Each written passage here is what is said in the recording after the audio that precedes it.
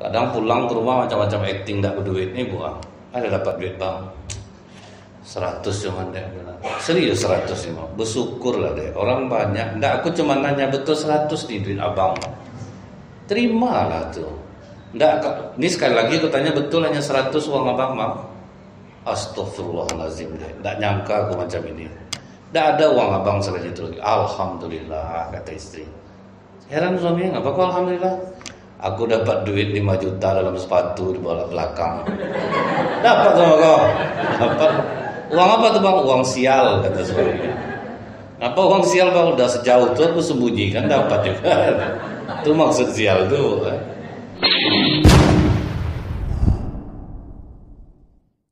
A'udzubillahi minasyaitonirrajim. Bismillahirrahmanirrahim. Assalamualaikum warahmatullahi wabarakatuh. Waalaikumsalam.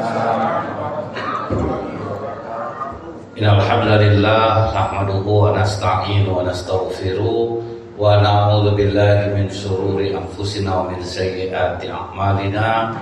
May yahdihillahu fala mudilla lahu wa may yudlil fala hadiya lahu. Asyhadu an la ilaha illallah wahdahu la syarika lah wa asyhadu anna Muhammadan abduhu wa rasuluh. Allahumma shalli wa sallim wa barik ala hadzal nabiyil karim wa ala alihi wa sahbihi ajma'in. Yang saya hormati Bapak Ketua Mushola beserta pengurus, yang saya hormati alim ulama, tokoh masyarakat, cerdik pandai, Bapak Ibu, orang tua saya yang saya muliakan, hadirin hadirat yang semoga kita semua senantiasa dirahmati oleh Allah.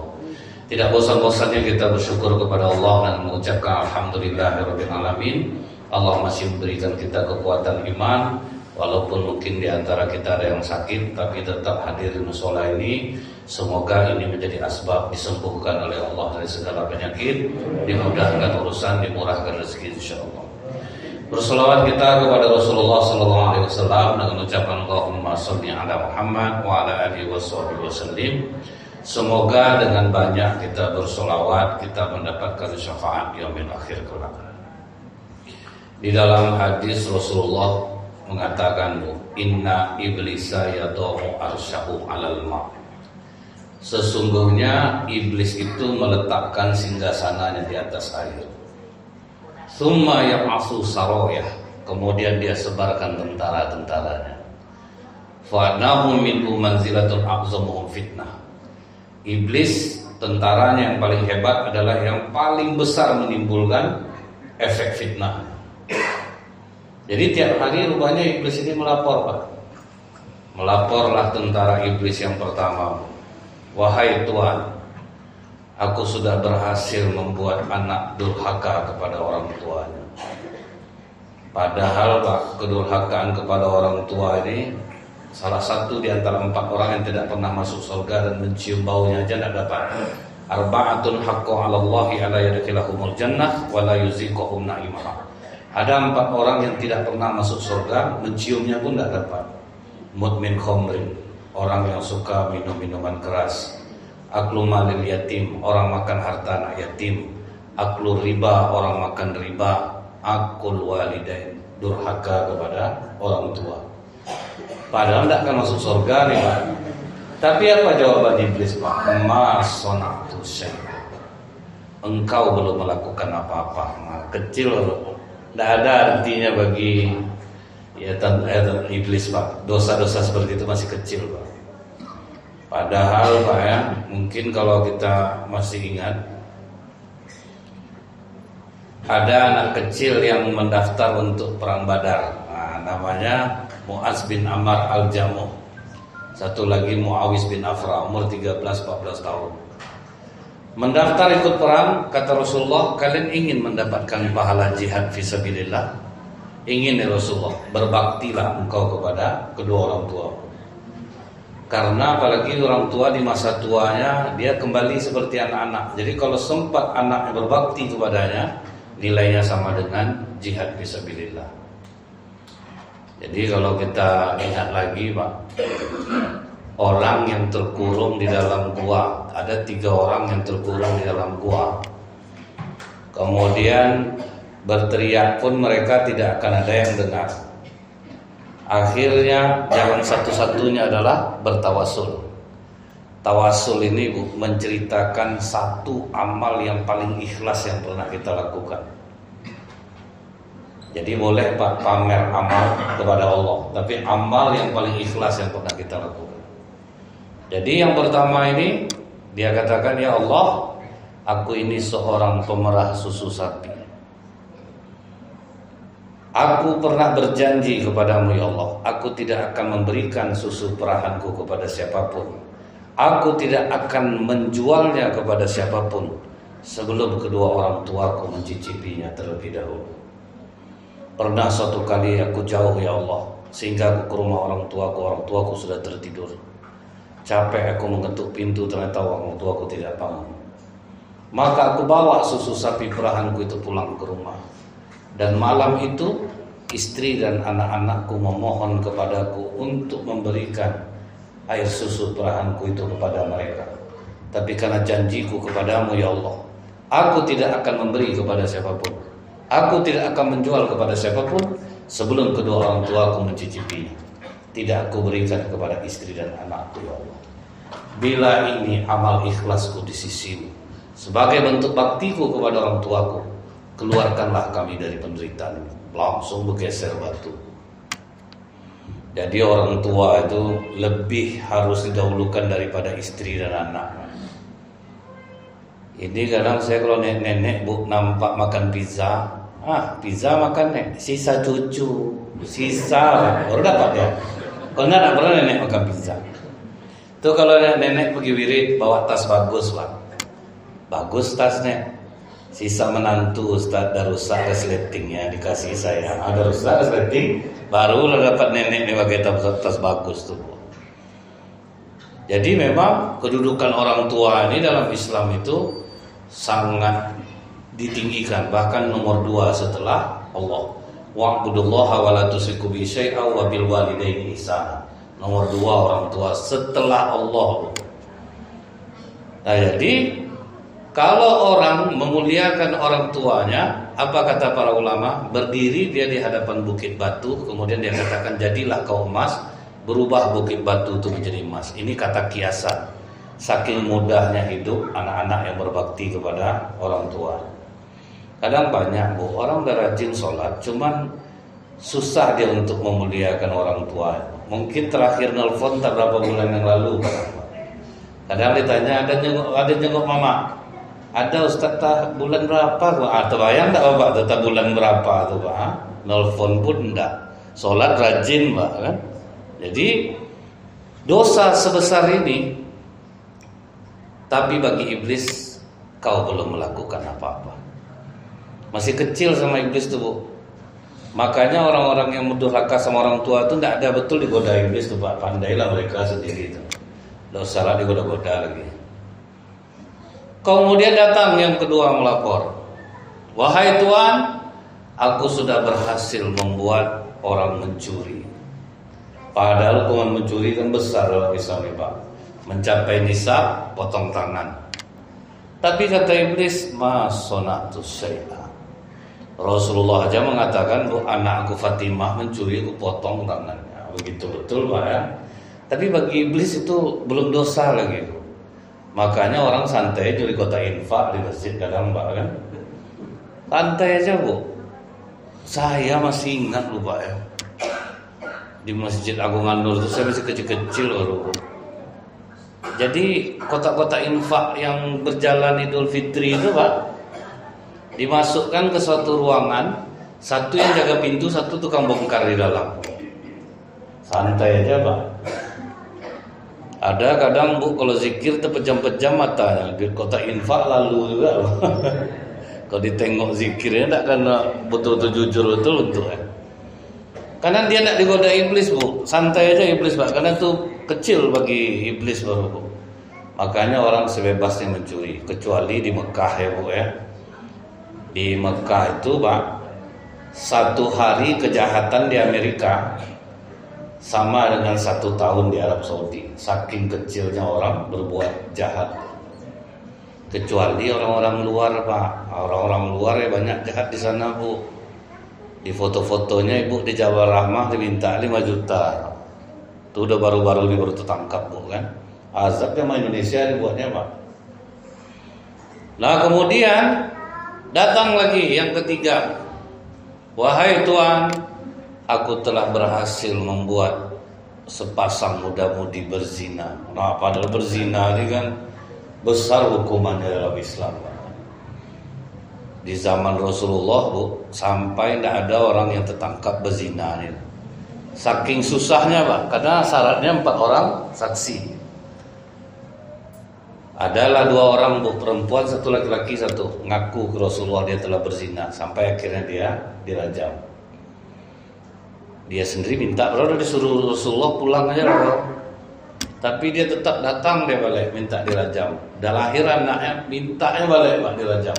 Disuruh Rasulullah, susukan dulu anak kau 2 tahun. Setelah berulang-ulang barulah dilakukan hukuman rajam. Dan sebesar ini dosa Bu ya, berzina. Tapi kata iblis, ma sona'tu syai'a, engkau belum melakukan apa-apa. Tapi datang tentaranya yang terakhir Pak. Bentuknya tidak dosa nih Bu. Bentuknya ringan aja. Wahai Tuhan, aku telah berhasil membuat sepasang suami istri bercerai. Kan biasa tuh Pak.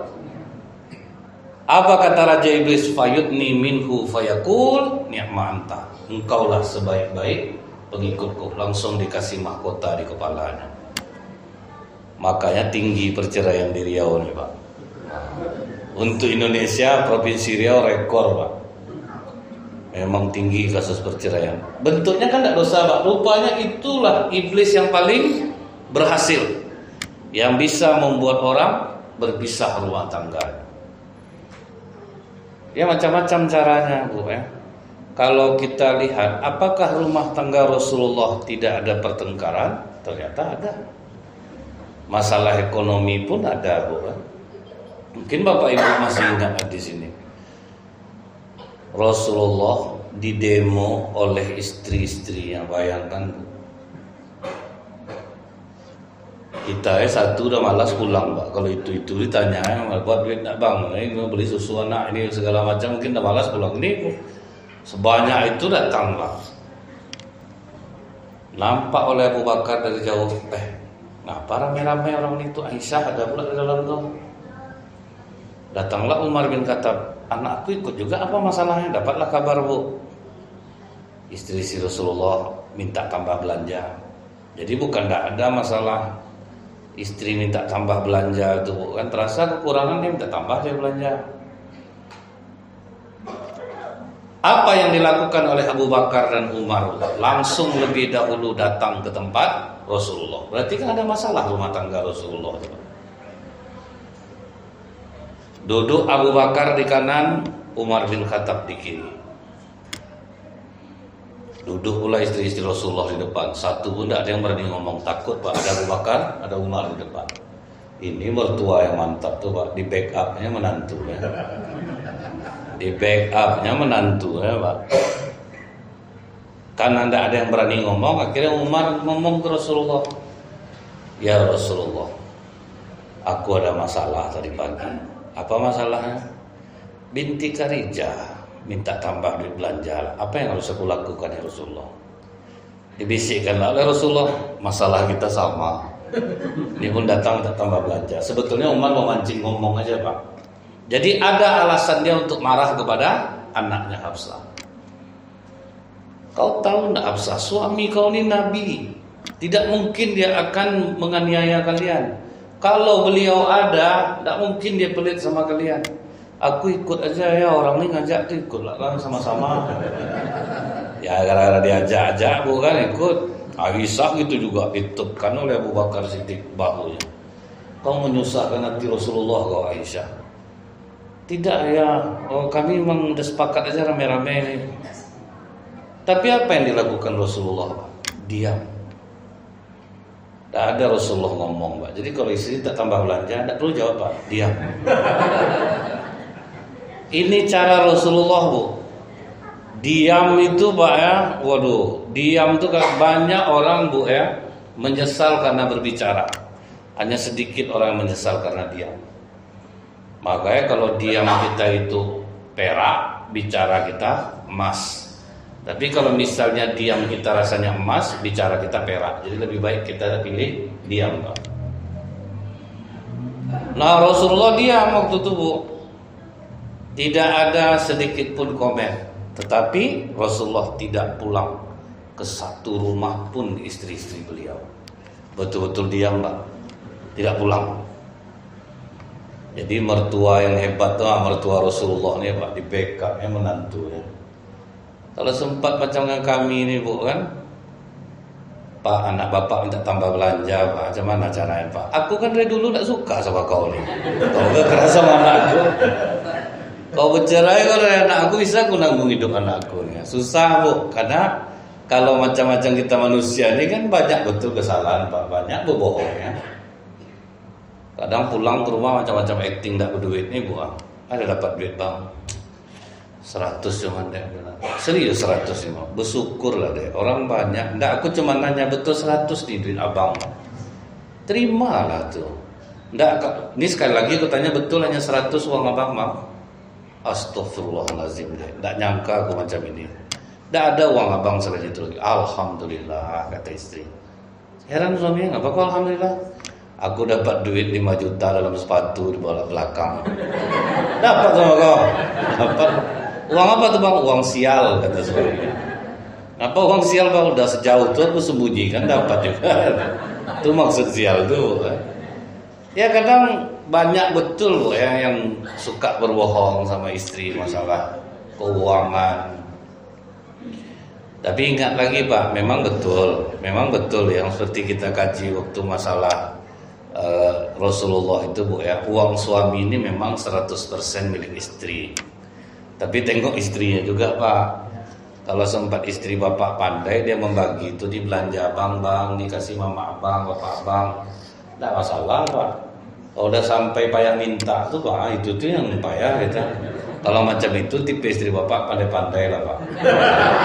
Pandai-pandai. Ajak anak kerja sama, Pak. Kalian kalau ngasih bapak uang jangan tahu mama. Ngapa gitu, Pak? Kalau udah sampai tangan mama minta lontong, bapak betul-betul lontong yang dapat. Nggak pernah ada risoles, kerupuk cabai, telur. Kadang bapak pengen juga.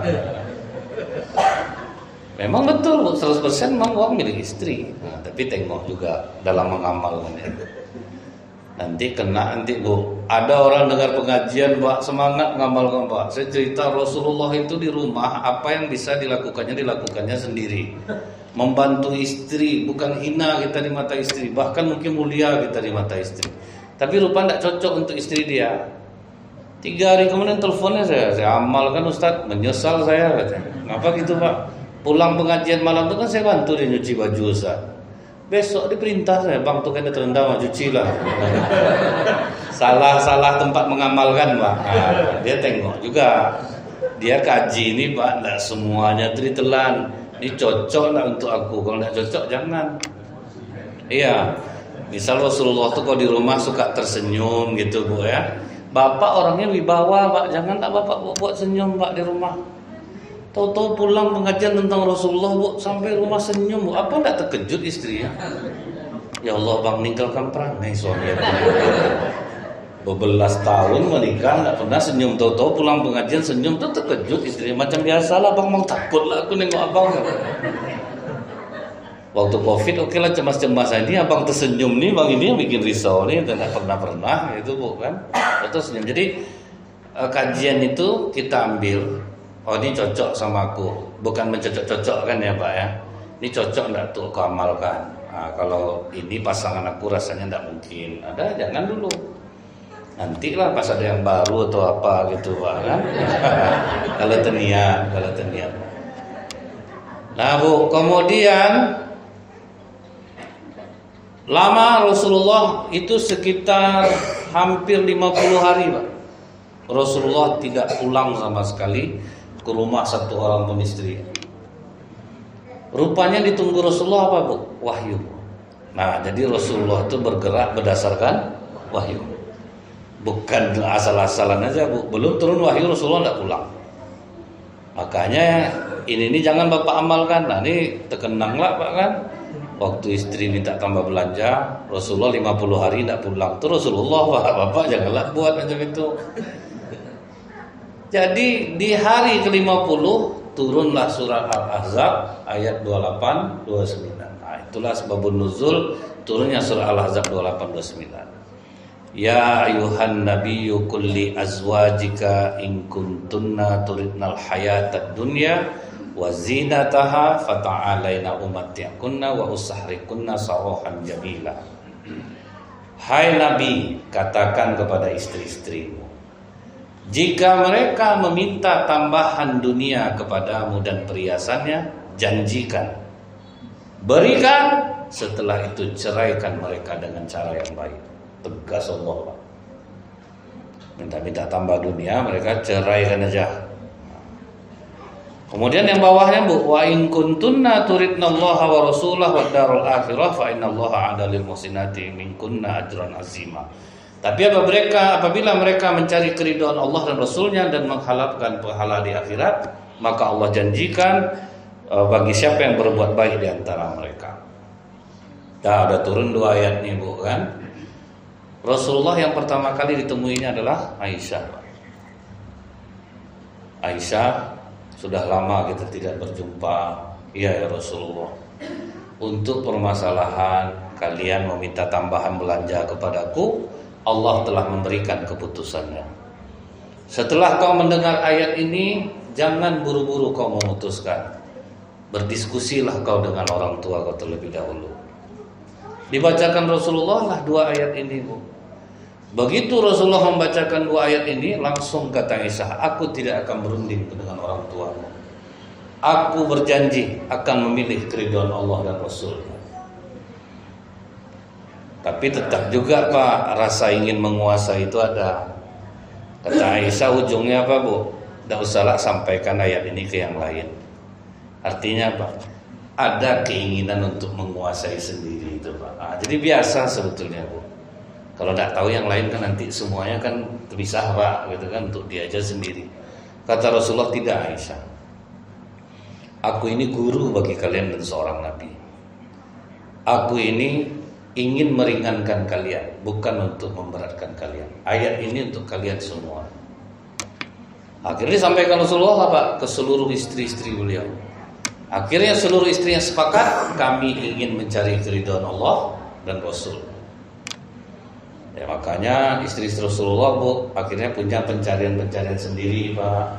Ada yang jualan untuk menambah kekurangan itu. Yang tidak ada bersabar, yang ada saling membantu.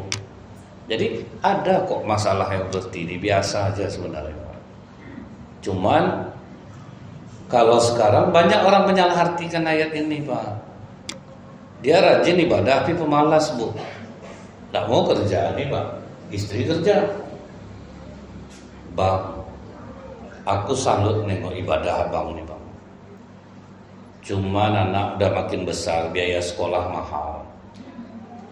Berilah aku tambahan, Bang. Tolong juga lah ekonomi kita nih. Kata suaminya, adek beriman gak dengan Al-Quran? Beriman, Bang, duduk dulu, abang bacakan ayat itu. Dibacakan ayat ini. Padahal pangkal ayatnya apa, Bu? Ya ayuhan nabi. Berarti ayat ini khusus untuk nabi. Dibacakan, katakan kepada istri-istrimu, jika mereka meminta tambahan dunia dan belanja kepadamu, janjikan, berikan, setelah itu ceraikan mereka dengan cara yang baik. Mau ada abang ceraikan? Ayat tuh, Bang. Ayat lah, tengoklah. Enggak lah, Bang. Berarti ingkarlah aku sama Al-Quran jadi. Tapi adek baca di bawahnya. Jika adek menginginkan Allah dan Rasulnya dan negeri akhirat, ridho adek abang nganggur. Adek kerja, Rasulnya abang makan. Bocor atap, adek manjat ke atas. Pokoknya apa aja kerjaan tak mau adek libatkan abang. Apa janji Allah? Akan diberikan pahala yang besar bagi siapa yang dikehendakinya. Karena kata istri ini ayat Al-Quran tuh nurut dia, Pak. Itu yang takutnya terjadi, Bu. Salah dia mengartikan asbabun nuzul turunnya ayat ini. Jadi ayat ini khusus untuk Nabi dalam permasalahan istri meminta tambahan belanja kepada Rasulullah SAW. Apakah sekali itu saja ada masalah di rumah tangga Rasulullah? Ternyata tidak. Jadi Rasulullah pernah berantem sama Aisyah, Pak. Aisyah terus menjawab, Bu. Kata Rasulullah, Aisyah, stop dulu. Sepertinya ada iblis di dirimu. Dibalas oleh Aisyah, apakah juga ada di dirimu ya Rasulullah? Ada, tapi Allah menolongku untuk mengalahkannya. Jadi ibaratnya kalau sedang bertengkar, stop dulu. Kalau rasanya meruncing, stop dulu. Makanya kata Rasulullah, aku tahu satu kalimat yang apabila dibacakan, orang berdua bertengkar, dibacakan kalimat itu, maka redahlah amarah mereka. Apa itu ya Rasulullah? A'udzubillahi minasyaitonirrajim. Jadi ini sering-sering ditabung, Bu. A'udzubillahi minasyaitonirrajim. Jangan pas bertengkar dibaca, Pak. Menjadi bertengkaran dibuatnya, Bu. Sedang bertengkar sama suami, datang istri, a'udzubillahi minasyaitonirrajim. Suami, Pak. Kurang ngajar adek sekarang ya. Berani bilang abang setan katanya. Itu gitu jadinya, Pak. Aku tahu kapan kau marah Aisyah, dan aku tahu kapan kau ridho, kata Rasulullah. Dari mana kau tahu ya Rasulullah? Kalau hatimu sedang enak kepadaku, kau akan bersumpah demi Tuhannya Muhammad. Tapi kalau kau sedang tidak enak sama aku, kau akan mengatakan demi Tuhannya Ibrahim. Maka kata Aisyah, betul ya Rasulullah, tapi aku hanya menjauhi namamu, tapi hatiku tetap bersamamu. Nah, jadi bertengkar itu ternyata hal yang biasa. Jadi pernah lah Pak, Rasulullah ini kalau pergi bepergian tuh Bu, istri itu diundi siapa yang ikut. Nah kali ini Pak, yang ikut itu adalah Saifiyah binti Huyai dengan Zainab binti Jas. Zainab binti Jas ini Bu ya, awalnya dia dinikahkan Rasulullah dengan Zaid bin Harithah, anak angkat Rasulullah.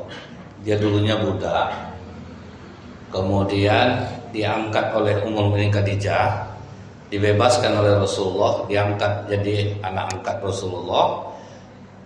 Tapi walau gimana pun dia budak hitam Pak. Sementara Zainab binti Jahsh itu perempuan bangsawan. Jadi kata Rasulullah, Zainab, terimalah Zaid.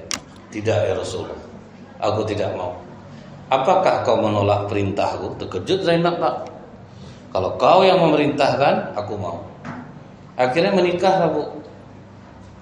10 tahun menikah, tidak ada cocok-cocoknya, berantem terus Pak.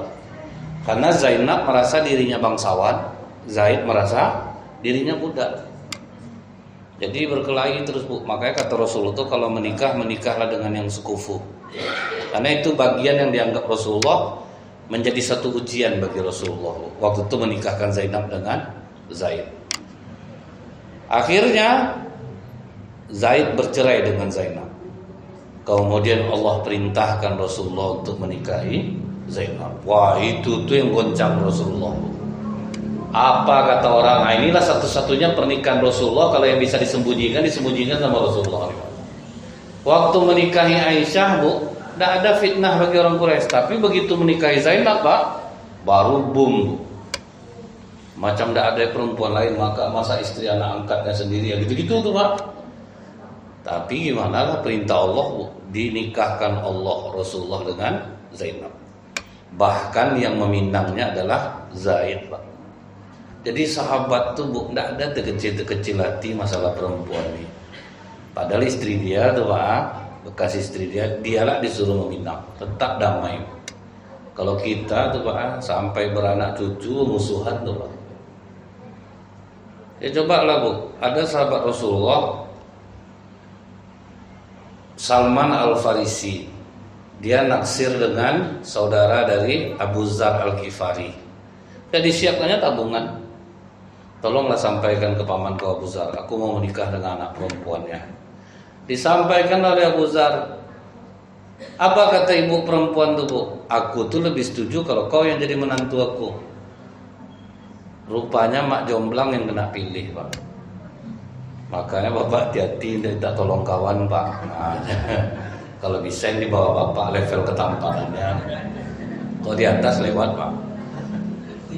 Jadi rupanya apa Bu? Ditanya oleh ibu perempuan nih ke Abu Dzar, apakah kau mau dengan anakku? Dijawabnya malu Pak. Pas setelah kejadian itu Bu, malulah Abu Dzar, didekatinya lah Salman. Gimana Abu Dzar deh? Malu aku sama kau Salman. Malu kenapa?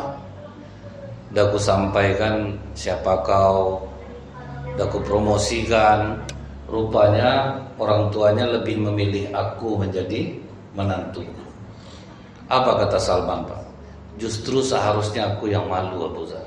Telah meminang perempuan yang ditakdirkan Allah untuk dirimu. Seluruh uang tabungan aku serahkan untuk menikahlah kau dengannya. Itu persaudaraan sahabat Pak. Kalau kita tuh Pak, tega kau sama aku. Sama-sama kita ngaji ya. Nggak tahu ya kau tikung juga aku. Itu susah tuh Pak. Sampai sama anak dipesankan tuh, kau jangan berkawan sama anak bapak, mama itu dulu terus sama bapak tuh. Itu pesankan tuh, turun temurun tuh Bu, dikasih tahu.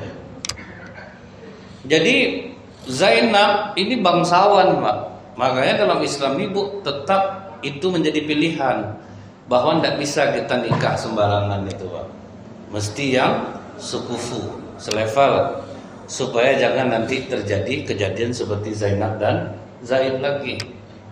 Nah, waktu diundi itu Bu, Zainab ikut, Saifiyah ikut. Zainab ini termasuk istri Rasulullah yang bangsawan. Jadi dia punya unta itu ada 3 ekor Bu. Saifiyah ini keturunan Yahudi Pak.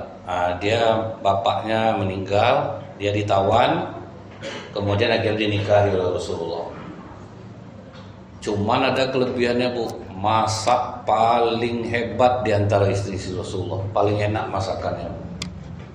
Jadi waktu bepergian tuh dia banyak bawa alat masak Pak. Tapi ontanya lemah, sakit. Jadi kata Rasulullah, Zainab, Saifiyah kan banyak bawa barang-barang, ontanya sakit. Bisa enggak pinjam onta kau dulu 1, kasihkan ke Saifiyah. Ngamuk Zainab Bu. Kata Zainab, apa ya Rasulullah, aku harus memberikan ontaku kepada perempuan Yahudi itu. Jadi cemburu-cemburu itu ada Pak. Mendengar itu terkejut Rasulullah Bu. 3 bulan Rasulullah tidak pulang ke rumah Zainab. Sebabnya apa? Zainab menghina suku Pak. Jadi tidak boleh menghina suku nih. Kadang orang itulah Bu, yang banyak terjadi perceraian di Riau ini kadang ya Bu ya. Bertengkarnya masalah lain sampai nanti kemana-mana jadinya Pak. Istri masak terlalu pedas, berairlah mata suaminya.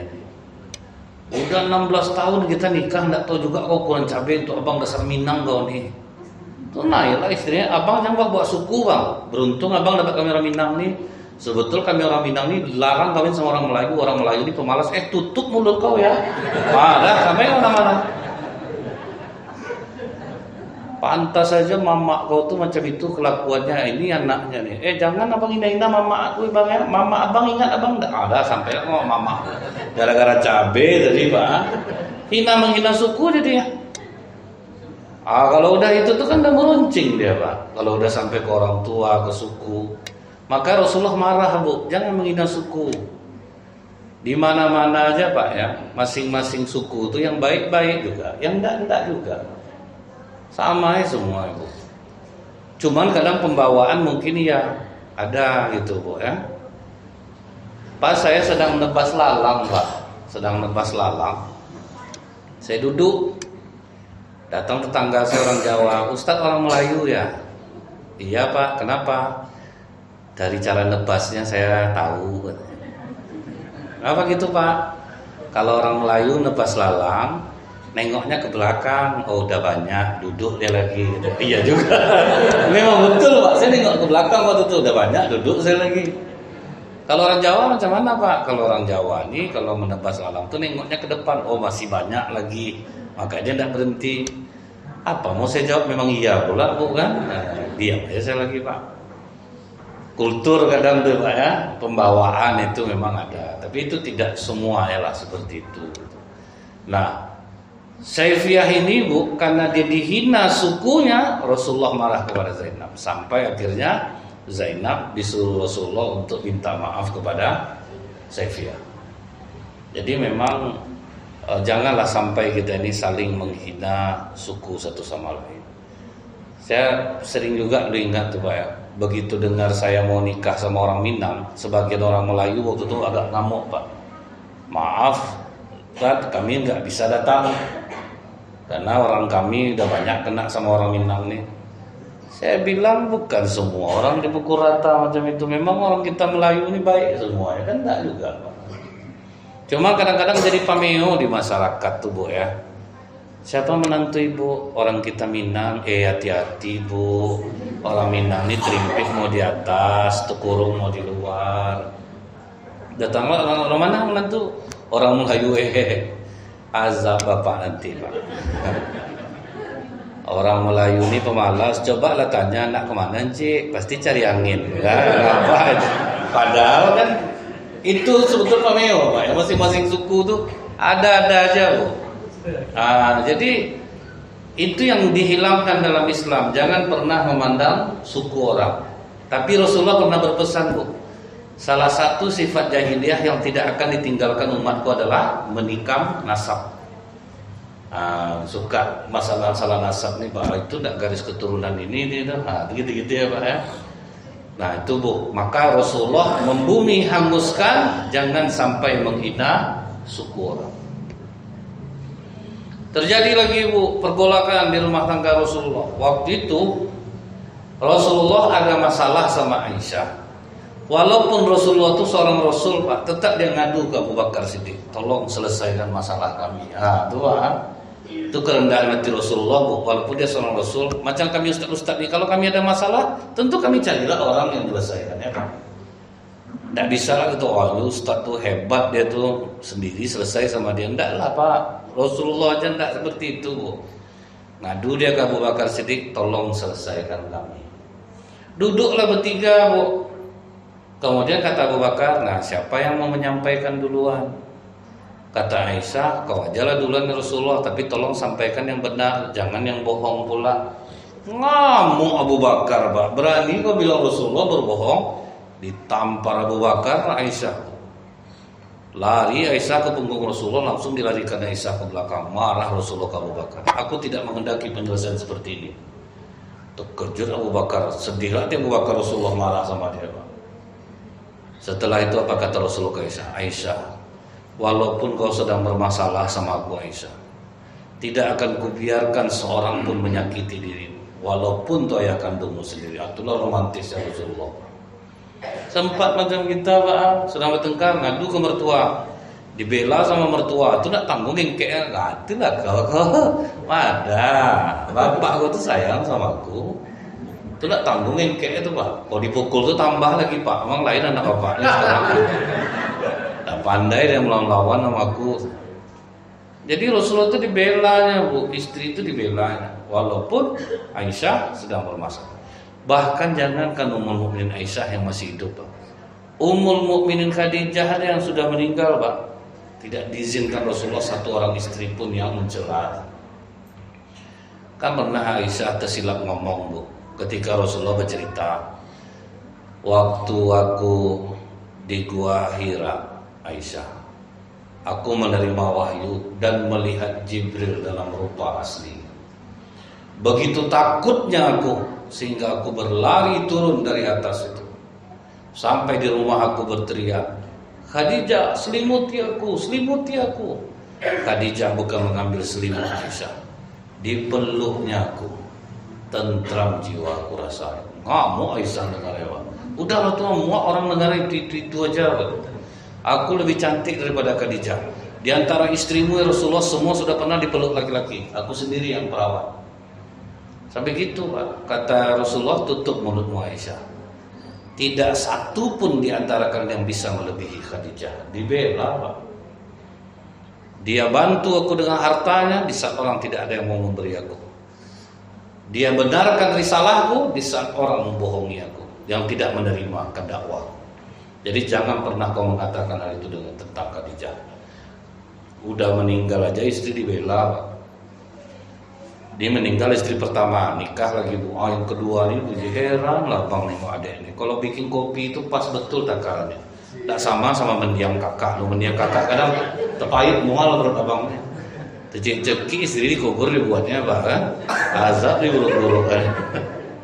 Tapi Rasulullah enggak Bu. Walaupun Aisyah ini muda, cantik, nyinggung perasaan Khadijah yang sudah meninggal, ngamuk Rasulullah. Jadi Rasulullah itu meletakkan sesuatu pada tempatnya, Pak. Istri ini salah, ini dibela. Istri ini salah, dibela. Jadi itu masalah dengan Ummul Mukminin Aisyah ya Bu ya. Bagaimana rumah tangga Rasulullah dengan Ummul Mukminin Aisyah ternyata juga diwarnai dengan masalah. Maka Pak, macam Bapak Ibu inilah yang sukses mengarungi rumah tangga. Walau bagaimanapun ujian cobaan akhirnya bertahan juga sampai kakek nenek. Sekarang rata-rata rapuh Pak. Rapuh betul Bu. Dulu saya sangka Bu ya, anak-anak muda aja bermasalah rumah tangganya.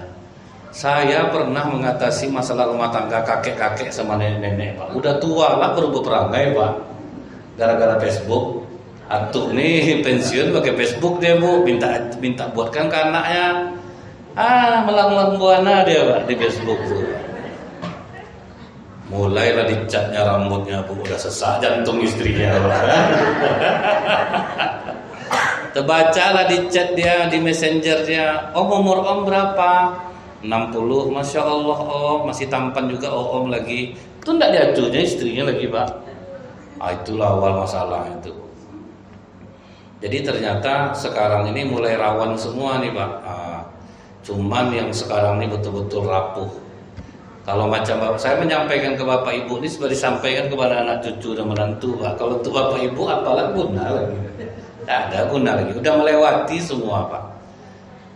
Nah jadi Bu ya, Rasulullah ini pernah ketika berada di rumah Ummul Mukminin Aisyah, datang pembantu Saifiyah ngantar lauk Pak.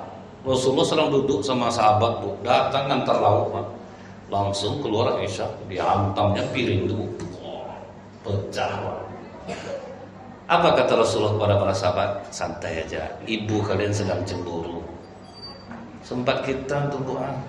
Tahu enggak abang ustad nih deh, malu abang depan orang.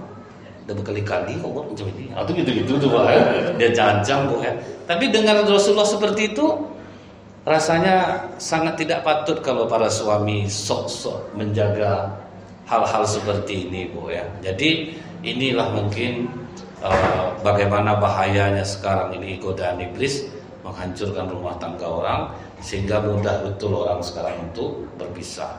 Mudah-mudahan Bapak Ibu bisa menyampaikan kepada anak cucu dan menantu supaya mereka kuat dengan rumah tangganya nanti. Subhanakallahumma bihamdika asyhadu an la ilaha illa anta astaghfiruka wa atubu ilaik. Assalamualaikum warahmatullahi wabarakatuh.